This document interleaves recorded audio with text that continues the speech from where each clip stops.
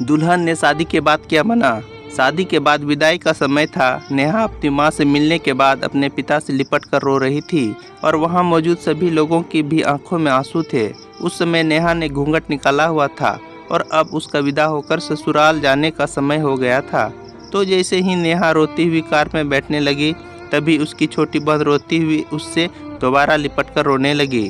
तभी गाड़ी के पास खड़े नेहा के पति अविनाश से उसका दोस्त दिनेश कहता है, अरे यार अविनाश, यहाँ से घर पहुँचते ही सबसे पहले होटल अमृतबाग पहुँचकर एक बढ़िया सा खाना खाएंगे, क्योंकि यहाँ तेरे ससुराल में तो एकदम घटिया खाना था।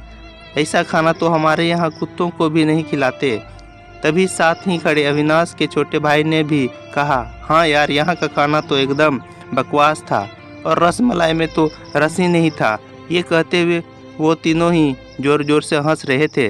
तभी नेहा के पति अविनाश ने भी अपने ससुराल वालों की मजाक उड़ाते हुए कहा कि हाँ यार, मैंने भी मजबूरी में यहाँ का खाना खा लिया, वरना मैं तो ऐसे खाने को तो हाथ भी नहीं लगाता। और अब पक्का हम तीनों घर पहुँचते ही होटल अमृतबाग का खाना खाएंगे।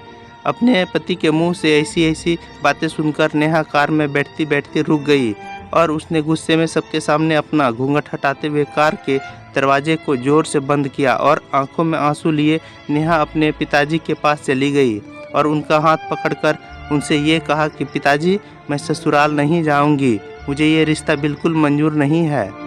ये बात नेहा ने इतनी ज़ोर से कहा कि सब लोग उसकी बात सुनकर हक्के बक्के रह गए। सब लोग नेहा के नज़दीक आ गए और नेहा के ससुराल वालों पर तो जैसे पहाड़ ही टूट पड़ा हो। वजह क्या थी ये किसी को भी समझ नहीं आ रहा था। तभी नेहा के ससुर राधे श्याम जी ने आगे बढ़कर नेहा ने पूछा कि नेहा बेटी, क्या बात है, तुम अचानक ही शादी होने के बाद अपनी विदाई होने के समय यूँ शादी को नामंजूर कर रही हो। तभी नेहा कुछ देर चुप रहने के बाद अपनी आंखों में आंसू लिए अपने ससुर से बोली कि बाबूजी, आपको पता है, मेरे माता पिता ने अपने सभी सपनों को मारकर हम सभी बहनों को इतना पढ़ाया लिखाया और काबिल बनाया, और आप जानते हैं कि एक बाप के लिए उसकी बेटी क्या मायने रखती है। वैसे आप और आपका बेटा कभी नहीं जान सकते, क्योंकि बाबूजी आपके घर में तो कोई बेटी है ही नहीं।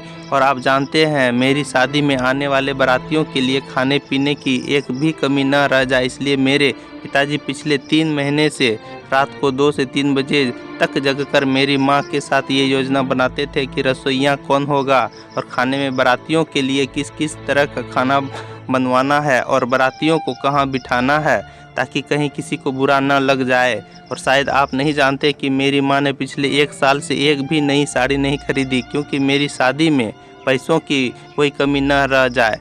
और आज भी मेरी शादी में भी मेरी माँ मेरी बड़ी बहन की साड़ी पहनकर खड़ी है। और ये तो कुछ भी नहीं, मेरे पिताजी भी 150 रुपये की इस शर्ट के नीचे कई छेद वाली बनियान पहनकर खड़े हैं, और ये सब सिर्फ इसलिए ताकि मेरी शादी में कोई कमी न रह जाए। लेकिन इतनी मेहनत करने के बावजूद भी आज इस शादी में आपके बेटे को रोटियां ठंडी लगी और उसके दोस्त को पनीर बकवास लगा और मेरे देवर जी को रसमलाई में तो रस ही नहीं मिला।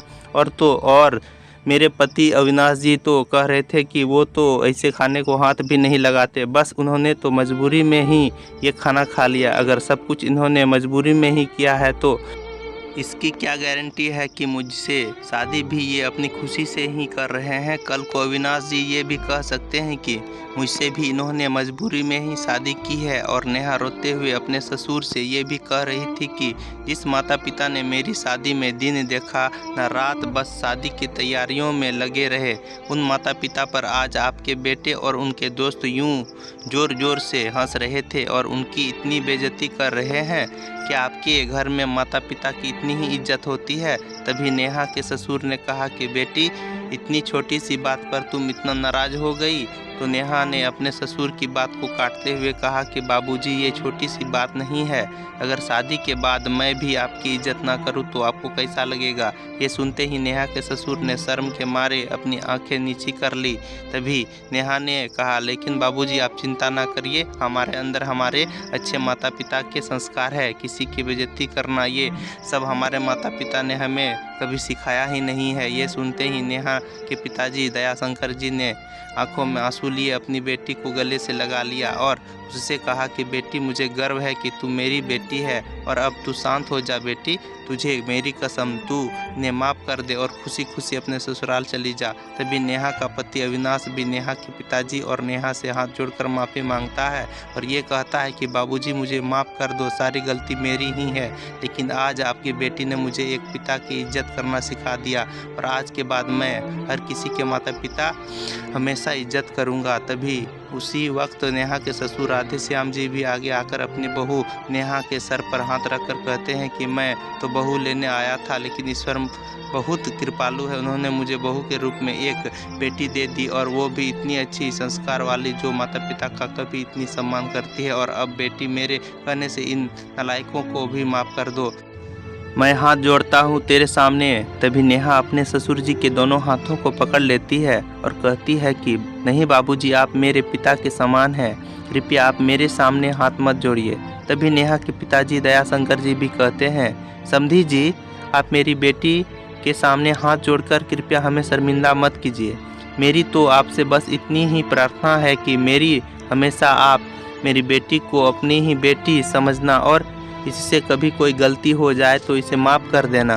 तो राधे श्याम जी ने अपने समधी दयाशंकर जी का हौसला बढ़ाते हुए कहा कि आप बिल्कुल चिंता मत करिए, बल्कि अब तो नेहा बेटी ही हमारे पूरे घर को संभालेगी और अब ये ही हमारे घर की लक्ष्मी है। ये सुनकर नेहा के पिताजी बहुत खुश हो जाते हैं और अपनी बेटी को खुशी खुशी विदा कर देते हैं और नेहा अब राजी खुशी अपने ससुराल रवाना हो गई थी और अपने पीछे छोड़ गई थी आंसुओं से भीगी हुई अपनी माँ और पिताजी की आंखें और अपने पिता का वह आंगन जिस आंगन में कल तक वह खूब हंसती खेलती थी। आज से इस आंगन की चिड़ियाँ उड़ गई थी किसी दूर प्रदेश में। तो दोस्तों, बेटी माँ बाप का अभिमान व एक अनमोल धन होता है और दोस्तों, अपनी छाती पर पत्थर रखकर वो अपनी प्यारी बेटी और अपने जिगर के टुकड़े को उसकी शादी करके उसे विदा करता है। इसलिए दोस्तों, एक बाप अपनी बेटी की शादी करके वैसे ही उससे दूर हो जाता है और हमें उसका अपमान करके उन्हें और दुखी कभी नहीं करना चाहिए।